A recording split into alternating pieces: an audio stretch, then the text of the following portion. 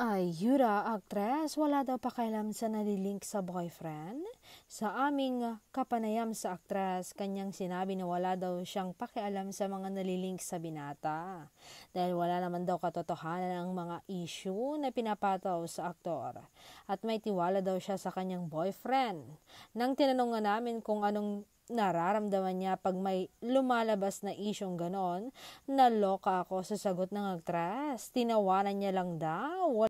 Wala daw siyang pakialam, walang epekto sa actress. Ay, sabog ang bashers nito.